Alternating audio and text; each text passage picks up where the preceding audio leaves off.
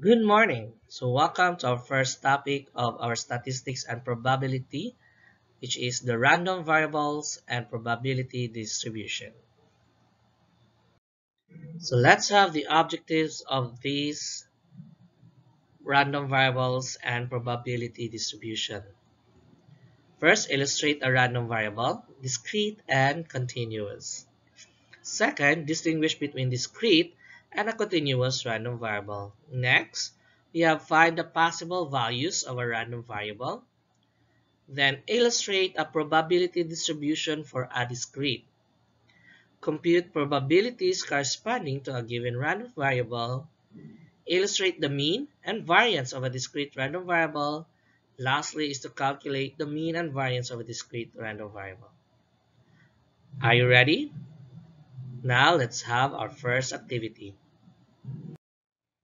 Let's start with our activity number 1, take chances.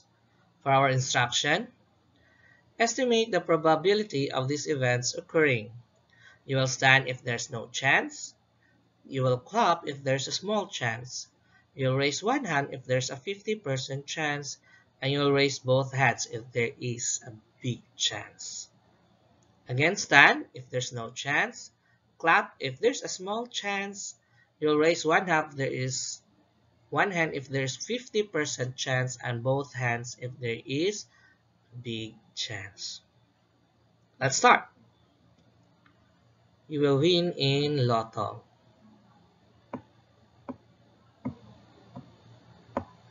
Maybe some of you will clap because you will have small chance of winning in Lotto. But for me, I have no chance of winning Lotto, so I need to stand out. So I will stand because I don't buy Lotto. Next is tossing a coin and the result is in a tail. So results in a tail. What's your answer? Yes, there's a 50% chance of winning when we toss a coin. Very good. Next is it snows in the Philippines. Correct, we will stand. Because it's impossible for the Philippines to snow. Right? Next is number 4. The next sibling is a baby boy. So what will be your answer? So we'll raise one of our hand. Because there's a 50% chance that our next sibling is a baby boy. And you will pass this subject. It's up to you now.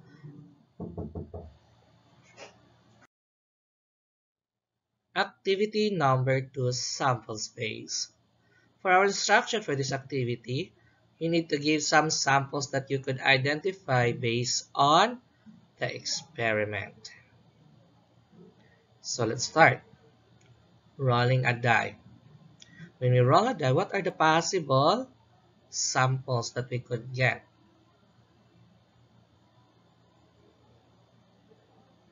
Okay, let's start. Very good. We can have 1.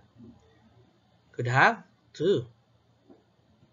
Or even 3, 4, 5, and 6. So those are the possible samples.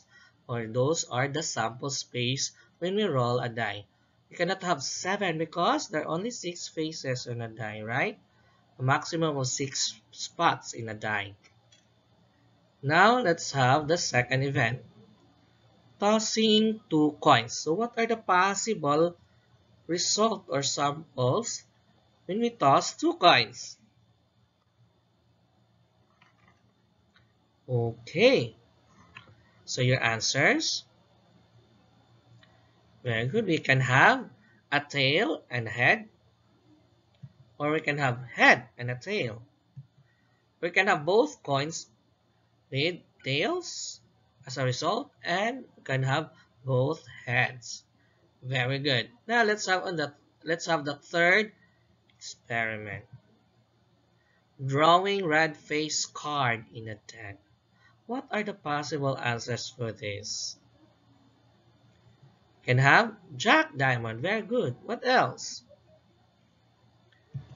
Jack Heart. Next is King Diamond. Very good. And then you can also have King Heart. What else? A Queen Diamond. And lastly, a Queen Heart. Queen of Hearts. Okay. So we're done with activity number 2. Let's recall some of the terms. I guess these terms you already met them when you're in grade 8 or in grade 10. Start. When you say experiment, it means an activity or procedure which generates a set of data.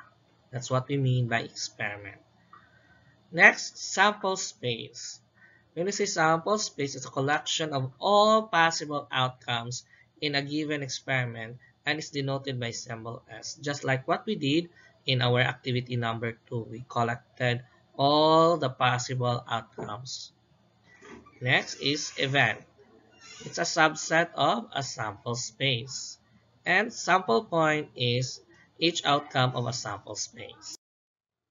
Now let's have a discussion. In tossing a coin, what is the chance that the first toss of a coin we get a head?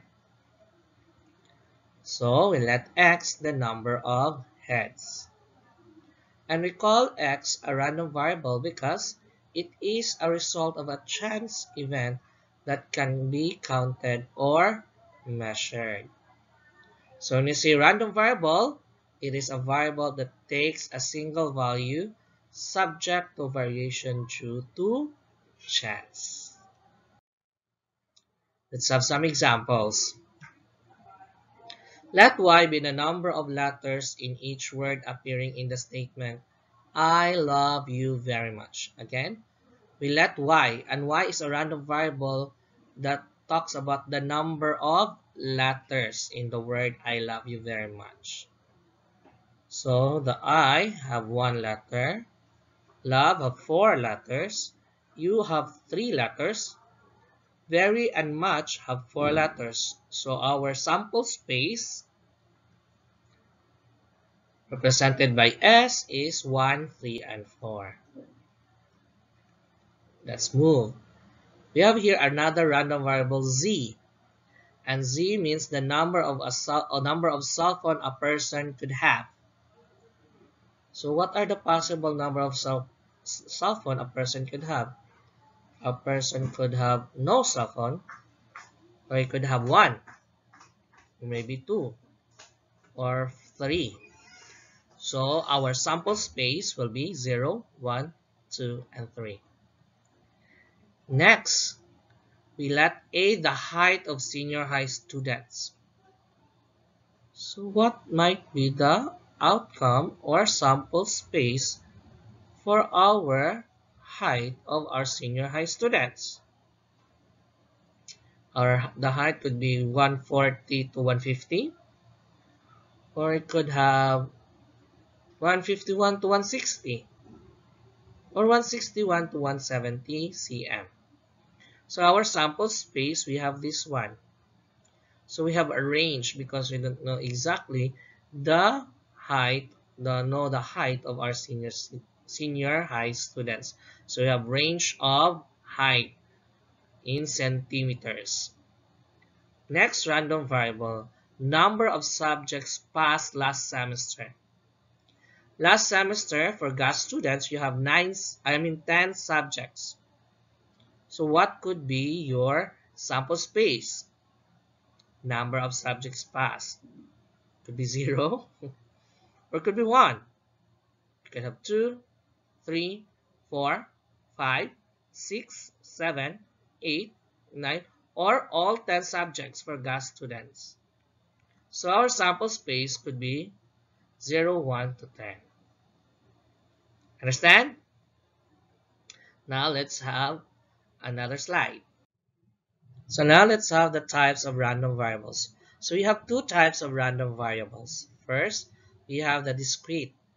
When you see discrete random variable, it can take an uncountable number of values and it's always with a phrase of number of. So you can actually determine whether it's discrete if there's the phrase number of.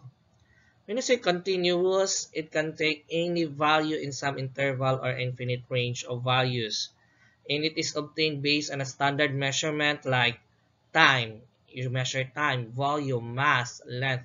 So those are examples of continuous. So the measure of. So we have that one. Now let's have activity 3. Discrete or continuous. So we'll try to identify whether the given random variable is a discrete random variable or a continuous random variable. For our instruction, stand if the given is discrete random variable and sit if the given is continuous random variable. Start. The number of passengers in a tricycle. Discrete or continuous? Your answer? So I stand. So it's a discrete random variable. Now let's have our number 2. The number of students who are playing chess. Since there's a phrase the number of, the answer is, again, we will stand because it's a discrete random variable.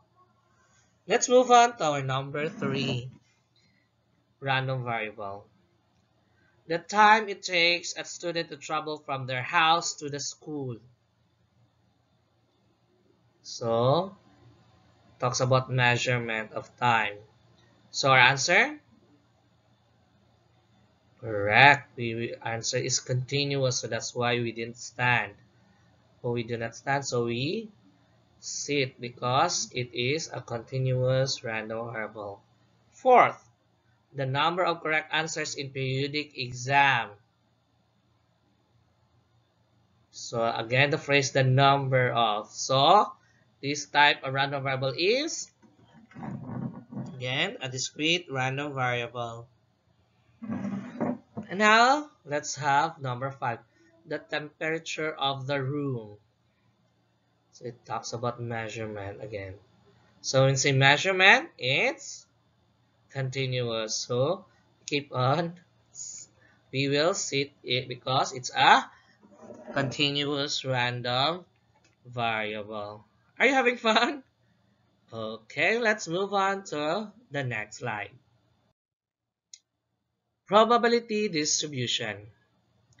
When you say probability distribution, let's have this example. If example, you ask your 10 classmates on the number of boyfriend or girlfriend that they already had. So, since you are grade 11, some of you have boyfriend already or girlfriend.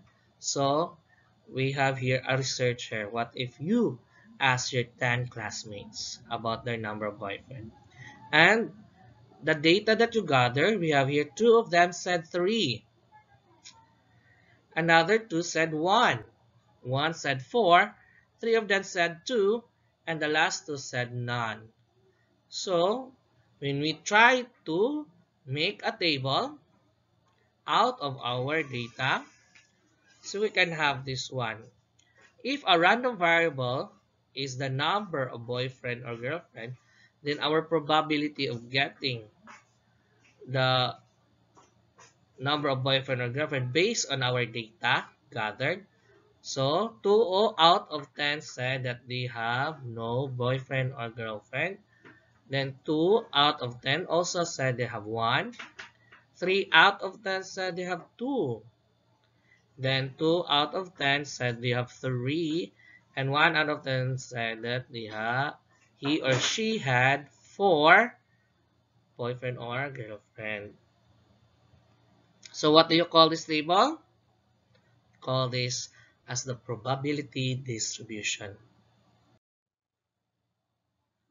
So moving on about probability distribution, the probability distribution is the listing of the values of random variable x together with its associated probability, just like what you see in the table, x and the probability.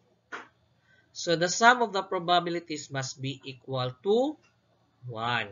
So when we add the p of x altogether, it should be equal to 1, or else it's not a true probability distribution. So let's have an example. Example number 1. We have here a probability distribution. Question is this a true probability distribution? Try to think. The answer is no, since the sum of p of x is not 1. Now let's have the second example. Is this a true probability distribution? Yes, since the sum of p of x is 1. So 0.25 plus 0.34 plus 0.26 plus 0.15 is equal to 1. Mean, variance, and standard deviation. When say mean, it is the average that is used to derive the central tendency of the data in question. And variance is the expectation of the square deviation of a random variable from its mean. And we say that standard deviation is the measure of how spread the data are. So the formula in getting the mean for our discrete variable is with a symbol of mu, like a u and m mu. It's the summation of all the product of x and px. And the formula for the variance of discrete variable is the summation of the squared of x multiplied to p of x subtracted to the square of the mean. And the standard deviation is just the square root of our variance. Let's have some example. Let's have an example of calculating mean, variance, and standard deviation. So example, calculate the mean, variance, and standard deviation given the probability distribution. So we have here the given probability distribution. It's a true probability distribution since when we add 0.15, 0.35, 0.26, and 0.24, the sum is 1. So when we have the mean, so we easily multiply x and p of x, and then the sum of it is the mean. So we have here 0 times 0.15 plus 1 times 0.35 plus 2 times 0.26 plus 3 times 0.24, and we come up with 1.59. For our variance, we have here, we multiply the x twice by itself and then multiply to p of x. So 0 times 0 times 0.15 plus 1 times 1 times 0.35 plus 2 times 2 times 0.26 plus 3 times 3 times 0.24, then subtract by the square of our mean, which is 1.59 times 1.59. And then we have there 0 plus 0.35 plus 1.04 plus 2.16 minus 2.5281. So we come up, our variance is 1.0219. And for our standard deviation, the square root of our variance, which is 1.0109. I guess you already know how to solve mean, variance, and standard deviation.